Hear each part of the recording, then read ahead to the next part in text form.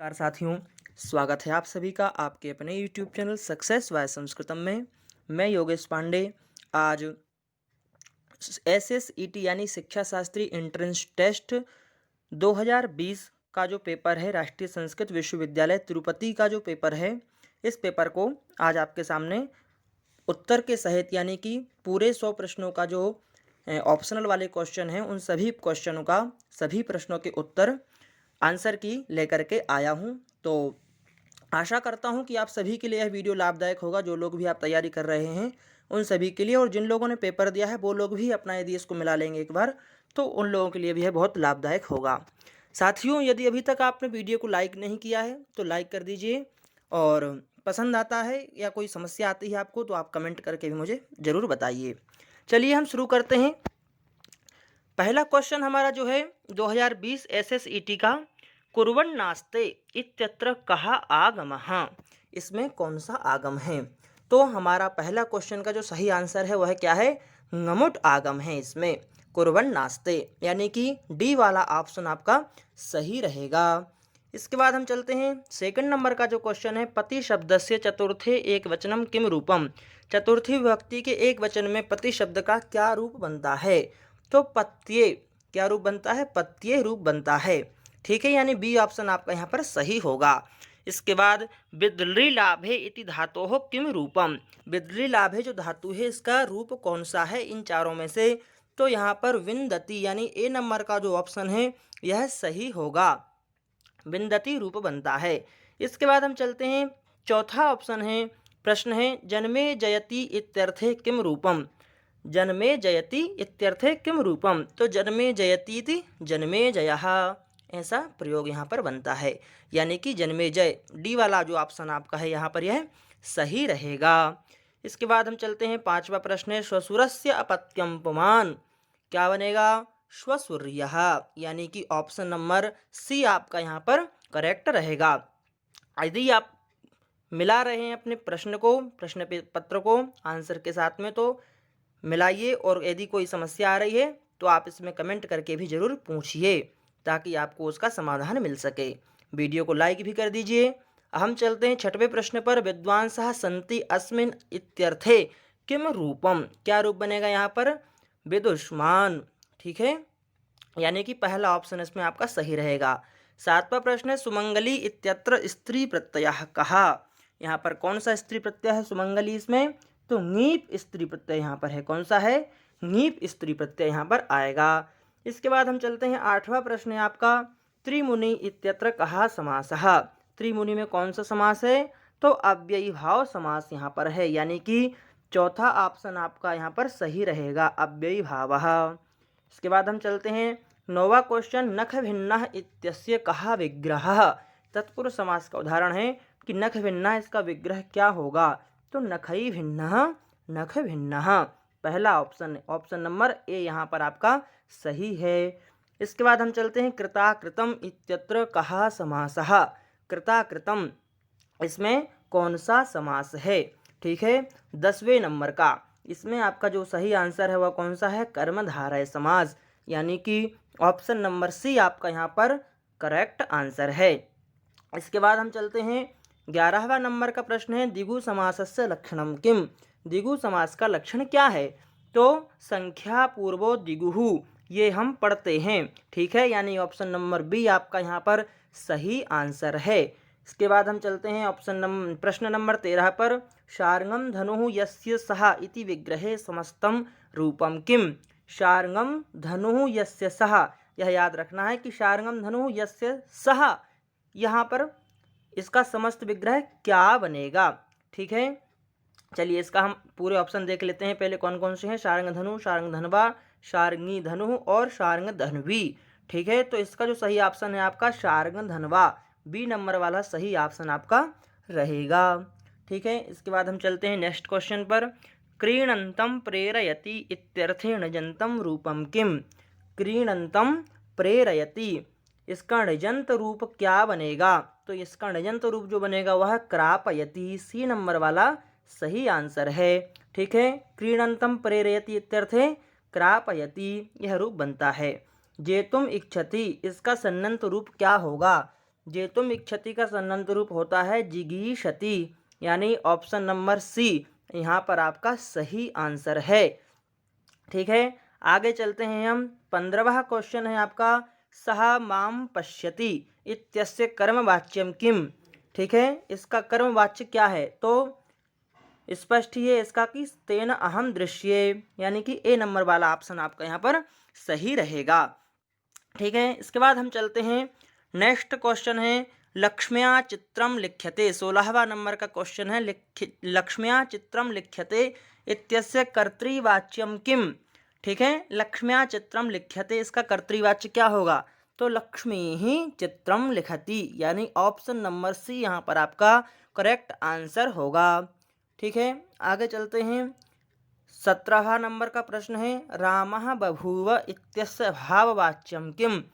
रामः बभूव, इसका भाववाच्य बनेगा रामेण बभूवे, यानी सी नंबर का आपका यहाँ पर सही आंसर होगा। इसके बाद हम चलते हैं 18वें नंबर प्रश्न पर कि निर्धारण सप्तम्याः इदम उदाहरणम। निर्धारण सप्तमी का उदाहरण इसमें से कौन सा है? ठीक है, तो इसका जो उदाहरण है यानी कि गच्छत्सु धावन शीघ्रः, यानी ऑप्शन नंबर डी गच्छत्सु धावन शीघ्र, यहाँ पर आपका सही उदाहरण है। आगे चलते हैं। 19वां नंबर का प्रश्न है, उत्तम ऋणः नामो, किसको बोलेंगे? यहाँ पर आपका जो सही आंसर होगा वह है ऋणदाता। उत्तम ऋणः नाम ऋणदाता। ठीक है, ऑप्शन नंबर ए यहाँ पर आपका सही होगा। आगे चलते हैं। प्रश्न नंबर 20 पर, साधु वाक्यम चिनुत, यानी कि सही वाक्य इसमें से कौन सा है, शुद्ध वाक्य कौन सा है, वह आपको यहाँ पर बताना है। तो गृहात् परितः वृक्षाः। ठीक है, 20 नंबर का कौन सा होगा यहाँ पर? गृहं परितः वृक्षाः, यानी कि ऑप्शन नंबर बी यहाँ पर आपका सही होगा, क्योंकि जो अभितः परितः समया निक्षः प्रतियोगेपि, इनके साथ में कौन सी विभक्ति आती है? द्वितीय विभक्ति आती है। तो गृहं परितः वृक्षाः, ऑप्शन नंबर बी यहाँ पर आपका सही आंसर होगा। इसके बाद हम चलते हैं 21 नंबर पर, युवजानिः कः। युवजानिः कः, तो युवती जाया यस्य सः युवजानिः। ठीक है, युवती जाया यस्य सः, यानी कि ऑप्शन नंबर 21, प्रश्न नंबर 21 का ऑप्शन नंबर आपका यहाँ पर बी सही आंसर होगा। इसके बाद हम चलते हैं। 22वां प्रश्न आपका है, अहश्च रात्रिश्च। ठीक है, क्या बनता है अहश्च रात्रिश्च? अहोरात्रः। समास का उदाहरण है अहश्च रात्रिश्च अहोरात्र, यानी ऑप्शन नंबर ये यहाँ पर आपका सही आंसर होगा। इसके बाद हम चलते हैं प्रश्न नंबर 23 पर, आख्यातोपयोगे इति सूत्रे आख्याता कः। ठीक है, 23 नंबर का है, आख्यातोपयोगे इति सूत्रे आख्याता कः, तो किसको आख्याता कहा यहाँ पर? वक्ता को।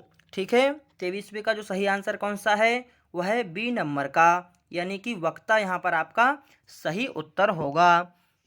इसके बाद हम चलते हैं। 24 नंबर का प्रश्न है कि एतेषु असाधु रूपम किम, इसमें असाधु रूप कौन सा है? तो आदर्शाणाम, पहला ही ऑप्शन जो आपका यहाँ पर है वह क्या है?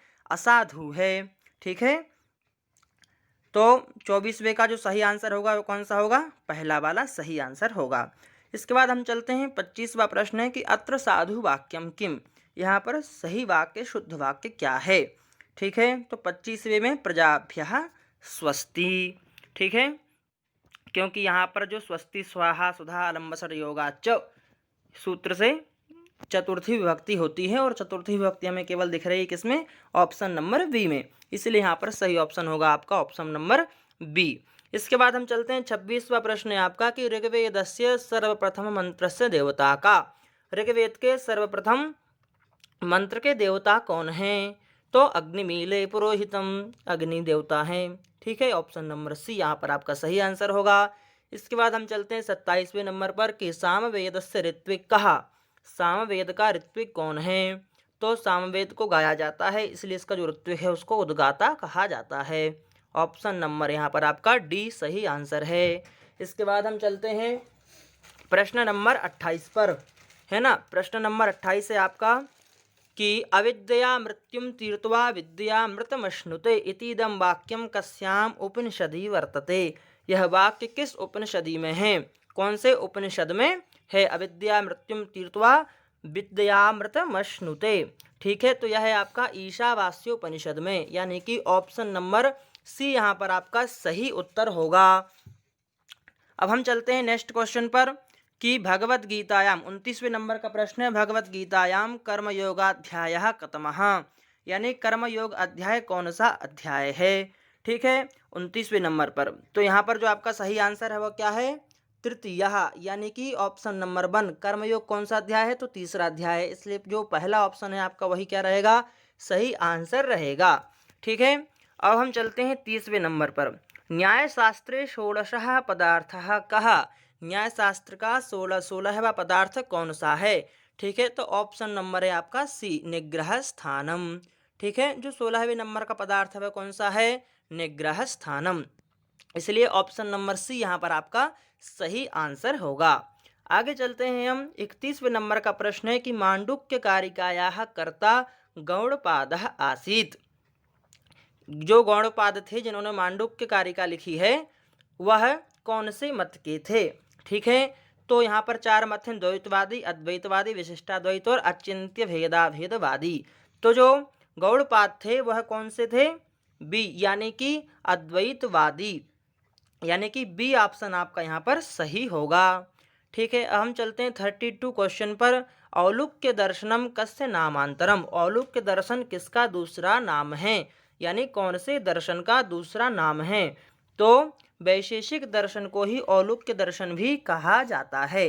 ठीक है, औलुक्य दर्शन किसको कहा जाता है? वैशेषिक दर्शन को, यानी कि ऑप्शन नंबर बी यहाँ पर आपका सही आंसर होगा। इसके बाद हम चलते हैं 33 पर। 12 स्कंधाः अस्मिन् पुराणे सन्ति। 12 स्कंध कौन से पुराण में हैं? इनमें से जो 4 ऑप्शन आपके पास में हैं। ठीक है, तो यहाँ पर श्रीमद् भागवत पुराण, जो कि हम श्रीमद् भागवत पुराण सुनते हैं, उसमें ही 12 स्कंध होते हैं, यानी कि ऑप्शन नंबर बी यहाँ पर आपका करेक्ट आंसर रहेगा।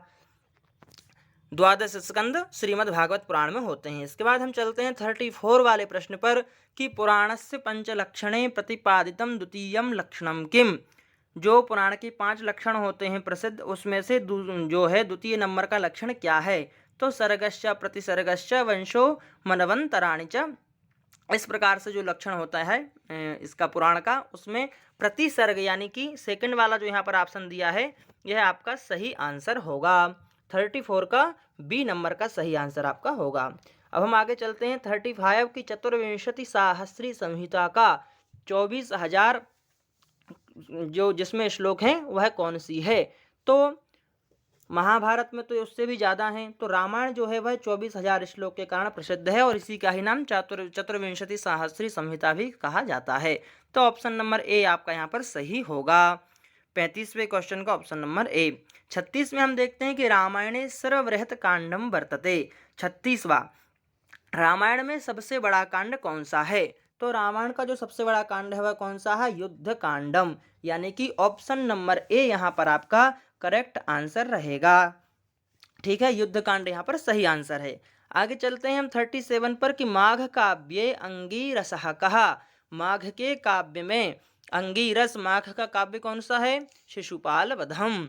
ठीक है, तो शिशुपाल वध में जो अंगीरस है वह कौन सा है? नाम से ही पता पड़ रहा है कि वध यानी कि यहाँ पर वीरता दिखलाई जाएगी, इसलिए हम यहाँ पर वीर रस लगा देंगे। और जो सही आंसर वह भी क्या है? बी नंबर का, यानी कि वीर रस जो है यहाँ पर आपका सही आंसर है। माघ काव्य का अंगीरस कौन सा है? वीर रस। आगे चलते हैं 38 पर कि सौंदरानंद महाकाव्य से कर्ता कहा। सौंदरानंद जो महाकाव्य है इसके कर्ता कौन हैं? ठीक है, तो इसके कर्ता हैं अश्वघोषः। ऑप्शन नंबर सी यहाँ पर आपका करेक्ट आंसर रहेगा। यदि अभी तक आपने वीडियो को लाइक नहीं किया है तो वीडियो को लाइक कर लीजिए, और कहीं पर भी समस्या आ रही है तो आप कमेंट जरूर करें। जो भी आपको प्रश्न समझने में समस्या आ रही है उस प्रश्न का नंबर डाल करके कि सर इसमें इस प्रकार की समस्या है, आप पूछ सकते हैं। आपका समाधान, आपकी शंकाओं का समाधान किया जाएगा। निसंकोच आप इसमें कमेंट करिए। कोई डर नहीं है और बाकायदा आपको उसका उत्तर दिया जाएगा। आगे चलते हैं हम 30 नंबर वाले प्रश्न पर। 39 नंबर प्रश्न है आपका, बेणी संहार नाटकम केन विरचितम। बेणी संहार जो नामक नाटक है इसका रचयिता कौन है? ठीक है, तो भट्ट नारायण, यानी कि ऑप्शन नंबर ए यहाँ पर आपका सही आंसर होगा। इसके बाद हम चलते हैं 40वें नंबर पर कि वीरस्य स्थायी भावः विद्यते। वीर रस का स्थायी भाव क्या है? तो वीर रस का जो स्थायी जो भाव है वह कौन सा है? उत्साह, यानी कि ऑप्शन नंबर सी यहाँ पर आपका सही आंसर होगा। ठीक है, आगे चलते हैं 41वें नंबर प्रश्न पर कि नीलकंठ विजय चंपू ग्रंथस्य कर्ता का। नीलकंठ विजय चंपू नामक ग्रंथ की रचना किसने की है? तो नीलकंठ दीक्षित ने इसकी रचना की है, यानी कि यहाँ पर आपका जो ऑप्शन नंबर 2 है या बी है यह आपका सही आंसर होगा। ठीक है, आगे चलते हैं। रत्नावली इति रचना वर्तते। रत्नावली यह रचना है, क्या है यह रचना? तो यह नाटिका के अंतर्गत आती है, रत्नावली। ठीक है, यानी कि ऑप्शन नंबर यहाँ पर आपका बी वाला सही आंसर होगा। फिर आगे चलते हैं हम 43, प्रश्न नंबर 43 है कि चंडाल कन्या वर्णनम कस्मिन काव्ये वर्तते। चंडाल कन्या का जो वर्णन है वह किस काव्य में प्राप्त होता है? तो चंडाल कन्या जो है कादम्बरी में प्राप्त होता है, कादम्बरियाम। इसलिए यहाँ पर आपका ऑप्शन नंबर ए, पहला वाला जो ऑप्शन है कादम्बरी का, यही आपका सही आंसर होगा। इसके बाद हम चलते हैं 44 पर कि भट्ट मथुरानाथेन विरचितम। भट्ट मथुरानाथ ने कौन से ग्रंथ की रचना की है? प्रश्न नंबर है 44। गोविंद वैभवम, अलंकार कौतुकम, वर्ण प्रशस्ति और नवरत्न नीति। तो यहाँ पर जो आपका भट्ट मथुरानाथ हैं इन्होंने जो रचना की है यह की है गोविंद वैभवम की, यानी कि ऑप्शन नंबर ए, पहला वाला जो है यह आपका सही आंसर होगा। ठीक है, गोविंद वैभवम। आगे चलते हैं 45 पर कि शिवराज विजय इति गद्य काव्यस्य रचयिता कः। शिवराज विजय इस गद्य काव्य के रचयिता कौन है? तो अंबिका दत्त व्यासः। यह प्रसिद्ध ग्रंथ है, गद्य काव्य है और ये बहुत सरल ही क्वेश्चन ऐसा हम कह सकते हैं। ठीक है, अंबिका दत्त व्यासः इसका सही आंसर रहेगा ऑप्शन नंबर ए। आगे चलते हैं हम 46 पर कि सत्यव्रत शास्त्रिणः कृतिः अस्ति। यह आधुनिक कवियों की रचनाओं के अंतर्गत प्रश्न पूछा है कि सत्यव्रत शास्त्री की कौन सी रचना है? प्रश्न नंबर है 46 और ऑप्शन नंबर आपका यहाँ पर सही आएगा राम कीर्ति महाकाव्यम। जो सत्यव्रत शास्त्री जी हैं इन्होंने कौन सी पुस्तक लिखी है, कौन सा महाकाव्य लिखा है? तो राम कीर्ति महाकाव्यम यहाँ पर आपका सही ऑप्शन होगा, ऑप्शन नंबर ए। ठीक है, इसके बाद हम चलते हैं नेक्स्ट क्वेश्चन है 47 नंबर का कि बोधिसत्वचरितम केन रचितम। बोधिसत्वचरित की रचना किसने की है? 47 बोधिसत्व की, यह भी जो है आधुनिक प्रश्नों के, आधुनिक कवियों के अंतर्गत जो रचना और रचनाकार हैं इससे संबंधित प्रश्न है। तो इसका जो रचयिता है बोधिसत्व का वो भी कौन है? सत्यव्रत शास्त्री जी ही हैं, यानी कि यहाँ पर भी आपका ऑप्शन नंबर बी सही आंसर होगा। जो दो किताबें पूछी हैं इस साल वह दोनों सत्यव्रत शास्त्री जी से ही संबंधित हैं। आगे चलते हैं हम ज्ञानेश्वर चरितम। प्रश्न नंबर है 48 और ज्ञानेश्वर चरितम कस्य रचना अस्ति। ये भी जो है आपका आधुनिक रचना और रचनाकार वाला प्रश्न है कि ज्ञानेश्वर चरितम यह किसकी रचना है? तो यह है जनार्दन हेगड़े महोदयस्य या जनार्दन हेगड़े वर्यस्य। ऑप्शन नंबर सी यहाँ पर आपका सही ऑप्शन होगा। ठीक है, आगे चलते हैं हम प्रश्न नंबर 49 पर कि अथर्ववेदीयो ब्राह्मण ग्रंथः वर्तते। अथर्ववेद का ब्राह्मण ग्रंथ है, अथर्ववेद का एक ही ब्राह्मण ग्रंथ है और वह है गोपथ ब्राह्मण, जो कि एक प्रसिद्ध उदाहरण है। ठीक है, प्रसिद्ध ब्राह्मण है जो यहाँ पर पूछा गया है। ऑप्शन नंबर डी यहाँ पर आपका सही आंसर इसका होगा। आगे चलते हैं मल्लीनाथ कृता रघुवंशस्य टीका। रघुवंश की टीका मल्लीनाथ ने कौन सी की है, क्या नाम है? तो यहाँ पर आपको नॉर्मल सा ही याद रखना है कि कालिदास के जितने भी ग्रंथ हैं उस पर मल्लीनाथ की जो टीकाएं हैं वह संजीवनी के नाम से ही हैं, चाहे विज्ञान की हो या मेघदूतम की हो, किसी की भी हो, संजीवनी के ही नाम से प्रसिद्ध हैं। संजीवनी नामक टीका ही उन्होंने की है। तो ऑप्शन नंबर जो आपका यहाँ पर है 50 का, वह कौन सा होगा? ए, यानी कि पहला वाला ही सही आंसर होगा। आगे चलते हैं हम, प्रश्न नंबर 51। और कीदृशः अध्यापकः निन्द्यः भवति? किस प्रकार का अध्यापक निंदनीय होता है? ठीक है, तो संस्कारच्युतः। ठीक है, यानी कि ऑप्शन नंबर ये यहाँ पर पहला नंबर का ऑप्शन जो है वह आपका यहाँ पर सही होगा। नेक्स्ट क्वेश्चन है, शिक्षायाः कः सिद्धान्तः प्रभावपूर्णः भवति? शिक्षा का कौन सा सिद्धांत प्रभावपूर्ण होता है? तो कृत्वाधिगम सिद्धांतः। इसमें से बहुत सारे प्रश्न ऐसे हैं जो कि CSU यानी कि सेंट्रल संस्कृत यूनिवर्सिटी, जो पहले RSKS था, राष्ट्रीय संस्कृत संस्थान था, उसके द्वारा भी जो 2020 का 2020 का जो SSET हुआ है, यानी शिक्षा शास्त्री एंट्रेंस टेस्ट हुआ है, उसकी भी आंसर की मैंने दी हुई है। तो उससे और यानी उस पेपर के और यह जो तिरुपति वाला है, इन दोनों पेपर के बहुत सारे क्वेश्चन सेम क्वेश्चन है, यानी एक समान क्वेश्चन है। यह वाला क्वेश्चन भी वहाँ पर पूछा गया है। इसके बाद हम चलते हैं, तो शिक्षा का सिद्धांत प्रभावपूर्ण कौन सा होता है? तो कृत्वाधिगम सिद्धांतः। ठीक है, 52 वाला यहाँ पर आपका सही आंसर रहेगा। आगे चलते हैं 53 पर, कि संस्कृत शिक्षकः किमर्थम शिक्षण वृत्तिम संपादयेत? ठीक है जी, संस्कृत शिक्षकः किमर्थम शिक्षण वृत्तिम संपादयेत? तो 53 का जो आपका सही आंसर होगा यहाँ पर ऑप्शन नंबर डी, संस्कृतस्य प्रचारार्थम। इसके बाद हम चलते हैं, नेक्स्ट क्वेश्चन है हमारा, अहम शिक्षण वृत्तिम करोमि? मैं शिक्षण वृत्ति करता हूँ। यतः, यानी कि 54 क्वेश्चन है आपका, 54 नंबर का। इसका सही आंसर होगा कि शिक्षण वृत्तौ मम रुचि ही अस्ति, यानी कि ऑप्शन नंबर ये आपका फर्स्ट नंबर का सही आंसर इसका होगा 54 नंबर क्वेश्चन का। आगे चलते हैं हम 55 की, यदि कश्चित छात्रः अध्यापकस्य वचनं न अनुपालयति? यदि कोई छात्र अध्यापक का वचन का पालन नहीं करता है तो अध्यापक को क्या करना चाहिए? सह एकाकी बोधनीयः, उसको अकेले में समझाना चाहिए, है ना। उसका जो है क्या समस्या है, उसको उसका समस्या का पता लगाना चाहिए।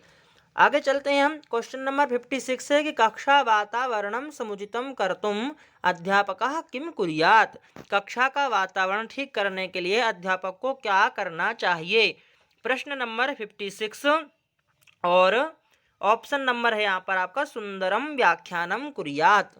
ठीक है, यानी ऑप्शन नंबर सी यहाँ पर आपका सही आंसर होगा, सुंदरम व्याख्यानम कुर्यात्। आगे चलते हैं 57 पर, शिक्षणम किमाश्रित्य प्रचलति?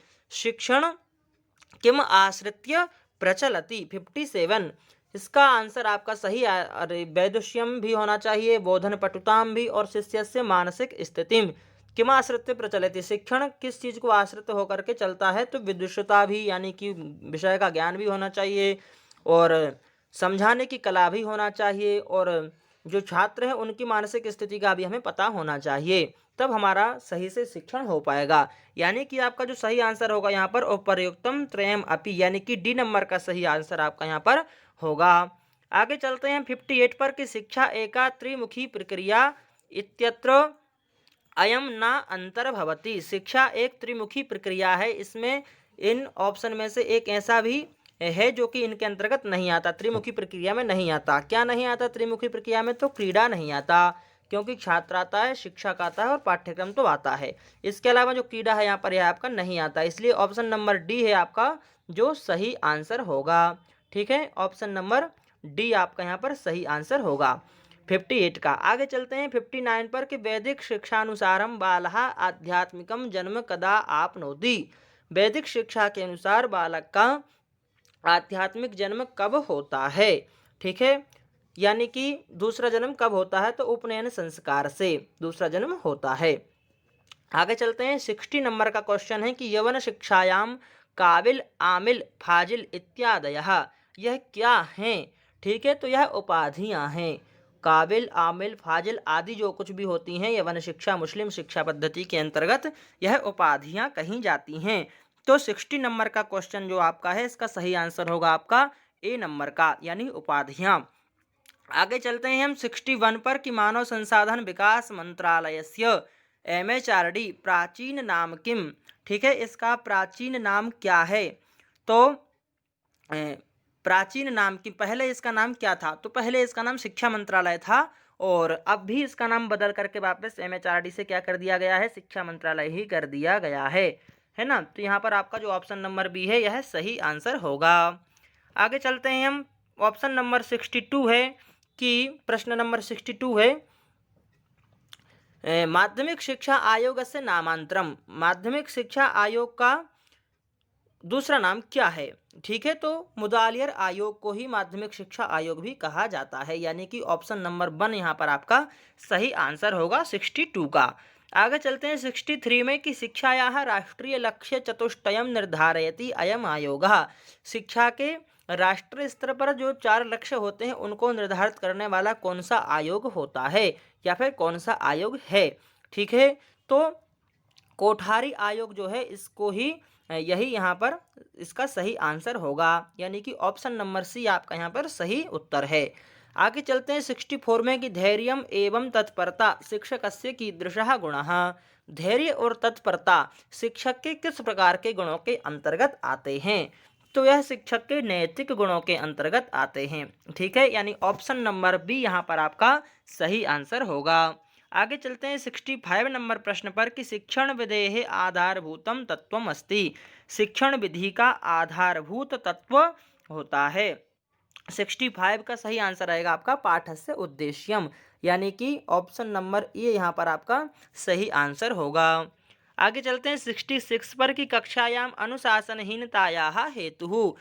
कक्षा में अनुशासनहीनता का कारण क्या होता है? ठीक है, हेतु यानी कि कारण क्या होगा? 66 का सही आंसर रहेगा आपका बोधन शैली या फिर छात्राणाम आधिक्यम। अनुशासनहीनता का कारण क्या है? तो उभयमपि, शिक्षक की बोधन शैली अच्छी नहीं है और छात्रों की अधिक संख्या भी अधिक है, इसलिए यहाँ पर यह उत्तर नंबर सी, यानी कि उभय दोनों कारण यहाँ पर अनुशासनहीनता के होते हैं। तो जो सही आंसर रहेगा वो कौन सा रहेगा? सी नंबर का रहेगा। आगे चलते हैं कि पुराकाले शिक्षायाः चतुर्थम लक्ष्यम किमासीत। पुराकाल में शिक्षा का चौथा लक्ष्य क्या था? ठीक है, तो प्रचारणम क्या था? प्रचार करना। ठीक है, जो चौथा लक्ष्य रखा गया था। आधुनिक शिक्षायाः प्रमुखम लक्ष्यम किमस्ति। तो आधुनिक जो हमारी शिक्षा चल रही है इसका प्रमुख लक्ष्य क्या है? तो इसमें जो प्रमुख लक्ष्य वह क्या है? सर्वांगीण विकास करना, यानी कि ऑप्शन नंबर डी यहाँ पर आपका सही ऑप्शन होगा। आगे चलते हैं, प्रश्न नंबर है 69, यानी कि छात्र केंद्रित शिक्षायाः प्राधान्यम कैः दीयते। छात्र केंद्रित शिक्षा या बाल केंद्रित शिक्षा जो अभी चल रही है इसको जो प्रधानता है वह किसने दी है? अत्यधिक प्रधानता किसने दी है? तो प्रकृतिवादी जो लोग हैं उन्होंने छात्र केंद्रित शिक्षा को प्रधानता दी है कि बच्चों को खुला छोड़ दो प्रकृति से और अपने हिसाब से वह सीखता रहेगा, समझता रहेगा। उसके ऊपर किसी भी प्रकार का दबाव या फिर किसी भी प्रकार का दबाव या फिर उसके ऊपर कोई भी कुछ भी करने की आवश्यकता नहीं है, वो प्रकृति के हिसाब से अपने आप सीखता रहेगा। आगे चलते हैं हम 70 पर। गुरुकुल शिक्षायाम कीदृशम अनुशासनम आसीत। गुरुकुल शिक्षा में किस प्रकार का अनुशासन था इति उच्यते। गुरुकुल शिक्षा में किस प्रकार का अनुशासन होता था? तो 70 नंबर क्वेश्चन का पहले हम पढ़ते हैं दमनात्मक अनुशासन होता था। ठीक है, गुरुकुल शिक्षा पद्धति में या फिर वैदिक शिक्षा में भी कह सकते हैं, दमनात्मक यहाँ पर अनुशासन होता था, यानी ऑप्शन नंबर ए यहाँ पर आपका सही आंसर होगा। आगे चलते हैं कि 61 पर शिक्षण वृत्ति सर्वश्रेष्ठा इति किमर्थम वदन्ति। शिक्षण वृत्ति सर्वश्रेष्ठ है ऐसा किमर्थम वदन्ति, यानी क्यों बोलते हैं? तो शिक्षणेन मानवतायाः निर्माणं भवति। पहला ही ऑप्शन आपका यहाँ पर सही हो जाएगा। शिक्षण के कारण ही जो है मानवता का निर्माण होता है, इसलिए शिक्षण वृत्ति को सर्वश्रेष्ठ कहा जाता है। पहला ऑप्शन आपका 71 का सही होगा। 72 पर हम चलते हैं। कक्षायाम छात्रः प्रश्नस्य उत्तरम न ददाति। कक्षा में छात्र प्रश्न का उत्तर नहीं देता है तो क्या करना चाहिए? कारणम विज्ञाय उचितम कर्तव्यम। पहले हमें उसका कारण जानना चाहिए कि क्या कारण है कि बच्चा नहीं बोल रहा है, उसके बाद फिर हम उसको आगे का मार्गदर्शन करेंगे। ठीक है, यानी कि ऑप्शन नंबर डी यहाँ पर आपका सही आंसर होगा। 73 पर हम चलते हैं। शिक्षक से इयम भूमिका महत्वपूर्ण। शिक्षक की यह जो भूमिका महत्वपूर्ण होती है, कौन सी महत्वपूर्ण होती है भूमिका शिक्षक की? तो आदर्श व्यवहारवान, ये क्योंकि बच्चे अधिकतर अपना जो अधिकतर नहीं, विद्यालय में यदि किसी को बच्चा अपना आदर्श मानते हैं तो शिक्षक को ही मानते हैं, इसलिए शिक्षक का व्यवहार या फिर महत्वपूर्ण भूमिका जो कैसी होनी चाहिए, आदर्श व्यवहार के रूप में होनी चाहिए। 74 पर हम चलते हैं। भारतस्य प्रथमः विश्वविद्यालयः कहा, भारत का प्रथम विश्वविद्यालय कौन सा है? तो तक्षशिला ही प्रथम विश्वविद्यालय है भारत का, यानी ऑप्शन नंबर ए यहाँ पर सही आंसर होगा। आगे हम चलते हैं 75 क्वेश्चन पर। ऑपरेशन ब्लैक बोर्ड किम निमित्तीकृत्य आरब्धम, ठीक है, क्या निमित्त करके यह ऑपरेशन ब्लैक बोर्ड चालू हुआ था? 75, तो प्राथमिक शिक्षायाः न्यूनतम समस्यानाम अपनोदनाय, प्राथमिक शिक्षा की जो समस्याएं थी उनको खत्म करने के लिए, यानी ऑप्शन नंबर बी यहाँ पर आपका सही आंसर होगा। 76 पर हम चलते हैं। यक्षगानम कस्य राज्यस्य जानपद यक्षगानम कस्य राज्यस्य जानपद कला वर्तते, ठीक है, कौन से राज्य की यह कला है यक्षगान वाली? तो यह कर्नाटक की कला है, ठीक है, यानी कि ऑप्शन नंबर सी यहाँ पर आपका सही आंसर होगा 76 का।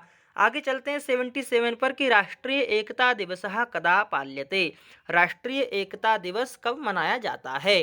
ठीक है, तो राष्ट्रीय एकता दिवस कब मनाया जाता है? सरदार वल्लभ भाई पटेल की जयंती पर, यानी कि 31 अक्टूबर को मनाया जाता है।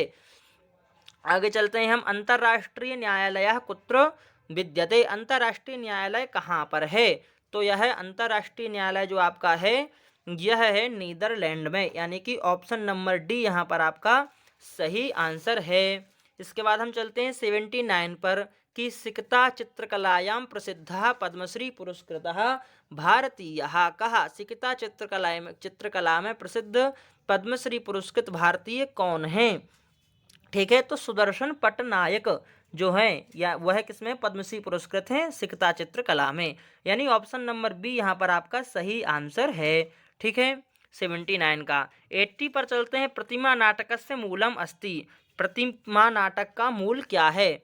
तो प्रतिमा नाटक कहाँ से लिया गया है? यह रामायण का ग्रंथ है, रामायण से लिया गया है, रामायण इसका उपजीव्य ग्रंथ है, इसलिए ऑप्शन नंबर यहाँ पर बी जो है वह आपका सही आंसर होगा, ठीक है। आगे चलते हैं। मिशन इंद्रधनुष अभियान केन संबंधितः, मिशन इंद्रधनुष अभियान किससे संबंधित है? ठीक है, 81, तो वह बालानाम टीकाकरणेन, बालकाओं जो छोटे छोटे बच्चे होते हैं उनका टीकाकरण करने से ही संबंध है मिशन इंद्रधनुष अभियान का, यानी ऑप्शन नंबर बी आपका यहाँ पर सही आंसर है। आगे चलते हैं 82 पर। कस्मिंचित कोडिंग विधौ क्वेश्चन इत्यस्य डोमेस्टिक इति भवति, तस्मिन् विधौ रिस्पॉन्स इत्यस्य अधोलिखितेषु किम भविष्यति? 82, ठीक है, तो यहाँ पर रिस्पॉन्स का क्या होगा? ठीक है, तो इसका जो सही आंसर होगा आपका सी नंबर का, यानी कि ओमेसिज्म, यह आपका यहाँ पर सही आंसर होगा सी नंबर का।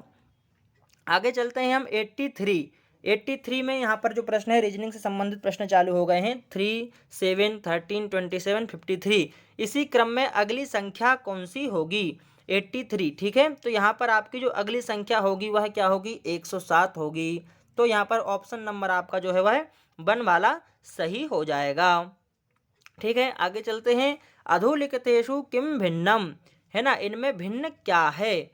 तो हम देखते हैं भिन्न क्या है यहाँ पर। अमेजोन, स्नैपडील, फ्लिपकार्ट, ये सब क्या है? ये ऐसी साइटें हैं जो कि हम शॉपिंग साइट कह सकते हैं, ठीक है। एक जो यहाँ पर साइट है इनसे अलग अलग वाली है, इसलिए यहाँ पर जो भिन्न हमें बताना है वह ये वाली हो जाएगी, यानी ऑप्शन नंबर डी आपका यहाँ पर सही हो जाएगा, ठीक है, आंसर इसका सही हो जाएगा डी नंबर का। आगे चलते हैं। 85 प्रश्न है आपका कि भारत सर्वकार ने अर्जुन प्रशस्ति किमर्थम प्रदीयते, अर्जुन प्रशस्ति जो मिलती है, अर्जुन पुरस्कार जो मिलता है वह क्यों दिया जाता है? तो क्रीडार्थम, खेलते हैं उनको दिया जाता है या क्रीड़ा के लिए दिया जाता है, ठीक है, तो ऑप्शन नंबर ए यहाँ पर आपका सही आंसर होगा।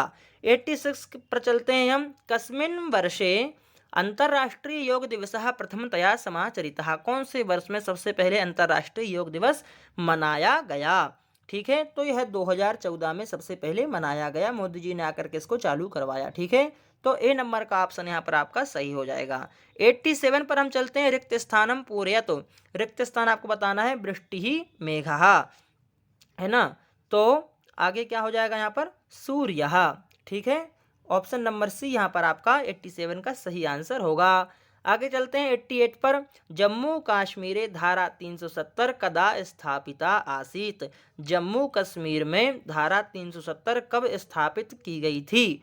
88 26 जनवरी 1957 को स्थापित की गई थी, यानी कि लागू हुई थी। तो यह 26 जनवरी 1957 यानी कि ऑप्शन नंबर सी यहाँ पर आपका 88 का सही आंसर होगा। अब हम चलते हैं 89 पर। एनआरसी इत्यस्य पूर्ण रूपम किम? एनआरसी का पूर्ण रूप यानी कि फुल फॉर्म क्या है? तो नेशनल रजिस्टर ऑफ सिटीजन। ठीक है, ऑप्शन नंबर पहला ही दिया गया है जो कि इसका सही आंसर है 89 वाले प्रश्न का। ठीक है, आगे हम चलते हैं 90 पर। कहा वेदः संगीतस्य उत्पत्तौ संबद्धितः? कौन सा वेद है जो संगीत की उत्पत्ति से संबंधित वेद माना जाता है? ठीक है, तो सामवेद, क्योंकि सामवेद में भी जो ऋचाएँ हैं, जो मंत्रों सभी को गाया जाता है और वहीं से गायन या फिर संगीत की उत्पत्ति हुई हमेशा कह सकते हैं। तो सी नंबर का ऑप्शन आपका सही होगा। 91 पर हम चलते हैं। उपमा अलंकारश्चेत उत्साह। ठीक है, यदि उपमा अलंकार है तो फिर उत्साह क्या है? ठीक है, 91 उत्साह क्या है? तो उत्साह जो है आपका वह स्थायी भाव है। ठीक है, उत्साह क्या होगा? स्थायी भाव होगा, यानी 91 क्वेश्चन का डी नंबर वाला ऑप्शन जो है आपका यह सही होगा। आगे चलते हैं 92 पर। मम जन्मदिवसः मम भ्रातुः जन्मदिवसात् 64 दिवसेभ्यः परम आयाति। यदि मम भ्रातुः जन्मदिवसः सोमवासरः तर्हि मम जन्मवासरः कः भविष्यति? ठीक है, ऑप्शन देखते हैं कौन कौन से हैं यहाँ पर आपका 92 में। मंगलवार, रविवार, शनिवार और बुधवासरः। तो आप जब इसमें गणित लगाएंगे तो आपका जो सही आंसर आएगा वो क्या होगा? ए नंबर का, यानी मंगलवासरः। ऑप्शन नंबर ए यहाँ पर आपका सही आंसर होगा। आगे चलते हैं हम 93 पर। यदि दिल्ली 25, मुंबई 36, कोलकाता 49 और चेन्नई इत्यस्य मानम किम? तो चेन्नई का मान क्या होगा? ठीक है, तो इसका हम जब इसको रीजनिंग समझेंगे तो इसका जो है सही आंसर होगा चेन्नई का क्या होना चाहिए? 49। ठीक है, इसका भी क्या होगा? 49 ही इसका आंसर आएगा। आगे चलते हैं कि 94 वाला क्वेश्चन है। एकस्मिन् छात्रावासे 100 छात्राः 100 छात्राः निवसन्ति। प्रत्येकमपि छात्रः हॉकी उत क्रिकेट उत उभयं वा क्रीडति। है ना, कोई छात्र जो है, प्रत्येक छात्र कोई हॉकी खेलता है अथवा क्रिकेट, यानी कि कोई कोई दोनों चीज़ें भी खेलते हैं। यदि 75% छात्रा हॉकी एवं 45% छात्रा क्रिकेट क्रीडां क्रीडन्ति तर्हि उभय क्रीडां कियत् प्रतिशतं छात्राः क्रीडन्ति? कितने परसेंट छात्र जो हैं वह दोनों प्रकार की क्रीडाएं, हॉकी और क्रिकेट दोनों प्रकार की क्रीडाएं खेलते हैं? तो 20% छात्र जो होंगे वह क्या करेंगे? वह दोनों चीज़ों को खेलते हैं। तो ऑप्शन नंबर बी यहाँ पर जो है आपका वह सही आंसर होगा। 95 पर चलते हैं। केंद्रीय गृह मंत्रालय द्वारा प्रारब्धम पेंसिल पोर्टल अधोलिखितेषु केन संबद्धम वर्तते? केंद्रीय गृह मंत्रालय के द्वारा प्रारब्ध यानी चालू किया गया पेंसिल पोर्टल जो है वह किससे संबंधित है? 4 ऑप्शन है आपके पास में, तो जो आपका सही आंसर यहाँ पर होगा वह होगा बाल श्रम निरोधः। ठीक है, पेंसिल पोर्टल का मतलब है कि बच्चों को पढ़ाओ लिखाओ, उनसे काम न करवाओ, यानी कि बाल श्रम निरोधः जो है यह आपका यहाँ पर सही आंसर होगा, ऑप्शन नंबर 1। ठीक है, 96 पर चलते हैं। केंद्रीय संस्कृत विश्वविद्यालय। यदि अभी तक आपने वीडियो को लाइक नहीं किया है तो लाइक कर दीजिए। कोई भी समस्या आ रही तो कमेंट करें और अपने दोस्तों को भी ज़रूर भेजें, जो लोग तैयारी कर रहे हैं उनको, जिनका पेपर हो चुका है उन लोगों को भी सभी के पास तक यह वीडियो पहुँचाएँ। 96 की हम बात कर रहे हैं क्वेश्चन की। केंद्रीय संस्कृत विश्वविद्यालय विधेयकः लोकसभायां कदा अनुमोदितः? अभी जो केंद्रीय संस्कृत विश्वविद्यालय जो विधेयक है यह लोकसभा में कब आया था? ठीक है, तो 12 दिसंबर 2019 को यह लाया गया था। ठीक है, और यह भी मतलब यहाँ पर कौन लाया था? तो पोखरियाल जी जो हैं वह स्कूल को लेकर के आए थे। तो यहाँ पर जो 96 का आपका ऑप्शन है यह बी नंबर का ऑप्शन आपका यहाँ पर सही होगा। 97 वाले प्रश्न को हम देखते हैं कि 2011 वर्षस्य जनगणनानुसारं न्यूनतम जनसंख्या घनत्व युक्त प्रदेशः कः? न्यूनतम जनसंख्या घनत्व युक्त प्रदेश कौन सा है 2011 की जनगणना के अनुसार? ठीक है, तो अरुणाचल प्रदेश यहाँ पर आपका सही आंसर होगा, यानी ऑप्शन नंबर डी यहाँ पर आपका सही ऑप्शन होगा 97 वाले प्रश्न का। ठीक है, 98 पर हम चलते हैं। एकम चित्रम दृष्ट्वा आनंदेन उक्तम मम पितुः श्वश्रुः ज्येष्ठपुत्रस्य भगिन्याः कनिष्ठः पुत्रा। मेरे पिता की श्वश्रुः ज्येष्ठपुत्रस्य भगिन्याः कनिष्ठः पुत्र तर्हि चित्रस्थ व्यक्तिना सह आनंदस्य मातुः कः संबंधः। क्या संबंध होगा आनंद की माता का चित्र में स्थित व्यक्ति के साथ में। ठीक है, तो यहाँ पर उसका क्या होगा, पुत्र होगा। आनंद की माता का पुत्र, मतलब आनंद की मातुः का संबंध आनंद की माता के साथ में क्या संबंध होगा, पुत्र का संबंध होगा, यानी ऑप्शन नंबर सी यहाँ पर आपका 98 का सही ऑप्शन रहेगा। 99 में हम देखते हैं, संप्रति भारते कति केंद्र शासित प्रदेशाः सन्ति। अभी भारत में कितने केंद्र शासित प्रदेश हैं, संप्रति यानी वर्तमान में। तो भारत में वर्तमान में कितने केंद्र शासित प्रदेश हैं, इसका ऑप्शन का जो सही आंसर है आपका वह क्या है, 8, यानी कि ऑप्शन नंबर डी आपका यहाँ पर जो है सही आंसर है। 8 केंद्र शासित प्रदेश हैं भारत में वर्तमान में। भारतीय राष्ट्रीय कला केंद्रम कुत्र अवस्थापितम। भारत का जो है राष्ट्रीय कला केंद्र कहाँ पर स्थापित है। ठीक है, लास्ट क्वेश्चन है 100 नंबर का, 100 नंबर का, और इसका जो सही आंसर है आपका वह क्या है, मद्रास में यह स्थापित किया गया है। ठीक है, क्या, भारतीय राष्ट्रीय कला केंद्र मद्रास में, यानी ऑप्शन नंबर डी आपका यहाँ पर सही आंसर होगा। चलिए, बहुत बहुत धन्यवाद आप सभी का। और यदि अभी तक आपको कोई सा भी प्रश्न में कहीं भी समस्या है तो आप कमेंट करके पूछ सकते हैं। वीडियो को लाइक करिए और अपने दोस्तों को जरूर शेयर करिए।